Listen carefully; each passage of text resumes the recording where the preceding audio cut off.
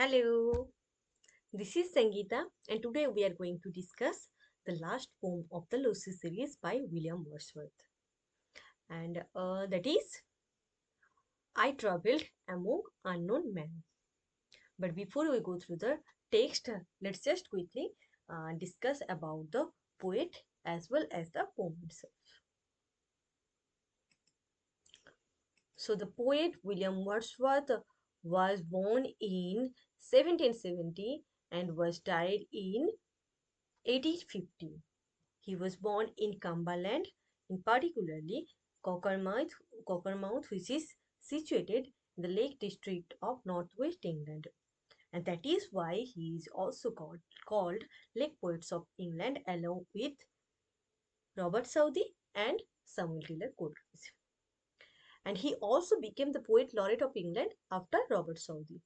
He can also be called as a worshipper of nature for his love for nature. He is one of the founding figure of English Romantic. We all know that his autobiographical poem, that is the Prelude, which came in 1850, and his volume Lyrical Ballads, which was published in 1798, which is an anthology along with Samuel Taylor Coleridge, is very well known.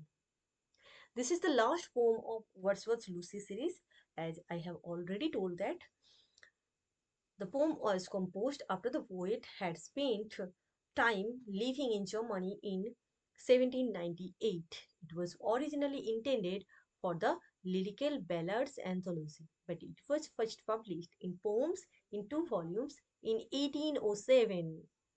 Due to his acute homesickness, the lyrics promise that after returning to England, he will never leave for abroad again. He realizes that he didn't know how much he loved England until he lived abroad and uses this insight as an analogy to understand his unrequited feelings for his beloved Lucy. He vows never to leave again, not just because England is his home, but because it was Lucy's home. So now come to the text or the poem itself. So I traveled among unknown men in lands beyond the sea, nor England did I know till then. What love I bore to thee? 'Tis past, that melancholy dream, nor will I quit thy shore a second time, for still I seem to love thee more and more. Among thy mountains did I feel the joy of my desire, and see a cherry turned her wheel beside an English fire. Thy morning showed, thy nights concealed the bowers where Lucy fled, and thine too is the last green field that Lucy's eyes surveyed. So now come to details. So the poet or the speaker is saying that he had traveled among unknown men. He had traveled among unknown men means he had traveled in the abroad, in lands beyond the sea. He had traveled in the abroad, in the land which is beyond the sea. Which so the poet also wants us to know that the land where he uh, went to travel was the place that is beyond the sea, or in order to travel the place where he traveled, he had to cross the sea. And we all know that in between Germany and England, it is the North Sea which is situated, and it is more particularly that is the English Channel. So, nor England did I know till then what love I bore to thee. So, he had traveled to the land beyond to beyond the sea, beyond the North Sea. He had traveled across the sea among unknown men. He had traveled in the foreign country. He had traveled in the abroad. Oh England, oh England, oh dear England, oh my beloved England. I didn't know how much I love, how much I love, how much I feel love for you until unless I traveled the uh, I traveled the abroad. So, in order to realize the present of something, we also need the lack of that thing. That is the significance of the very first para of the poem.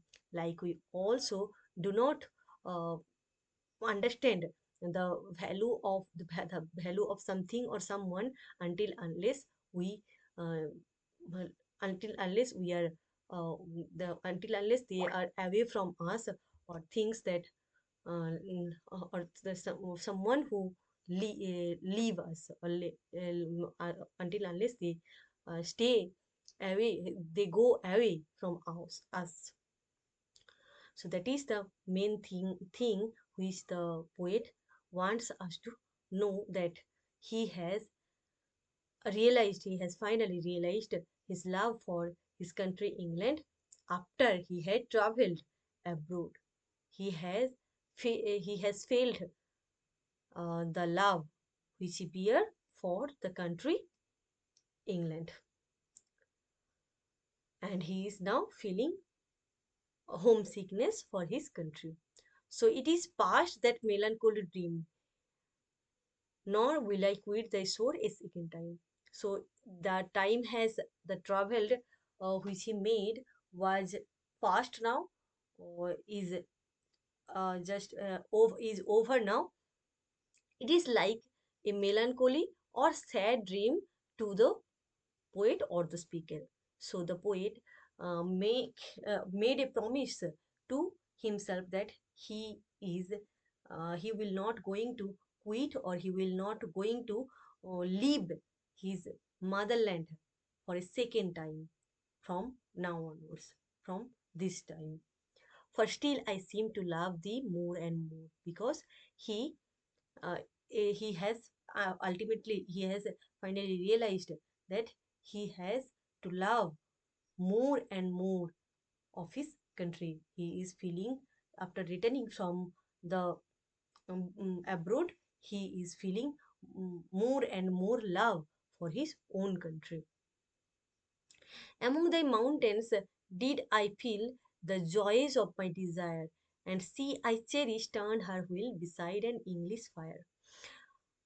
So the speaker here says that he felt the joy of his own desire, the joy of his longingness in the English mountains only. He feels the joy in the English mountains only. He feels the joy of his longingness in the English mountains only. And see, I cherished, turned her will beside an English fire. He also makes it clear that the woman whom he loved, or whom he longed for, sat in the spinning wheel next to an English fire, which seems very cozy and very homely to the poet or the speaker. So, as the poet's lover is also beloved, is also here, is also here, had also died here, had also used to spin her wheel in the English countryside. So this memory, this memory makes him more and more uh, more and more attracted towards more and more attract towards the uh, country England. Thy morning sword, thy nights concealed, the bowers where Lucy played, and thine too is the last green field that Lucy's eyes surveyed. So the speaker here again says that your mornings means England's morning or English morning. English morning has showed English knights had witnessed. English knights had concealed the boars while Lucy enjoyed the in her bower the English morning and the nights which used to conceal her bower. And what does the bower mean? The bower is actually a pleasant, shady place, um, a shady place under the tree. You can say that, and thine too is the last green field that Lucy's eyes surveyed. So Lucy has died now. Lucy is dead now, and the last thing her eyes witnessed and the last thing her eyes had surveyed was the English green field, which all the memory which she has left upon the poet or the speaker. So that's all.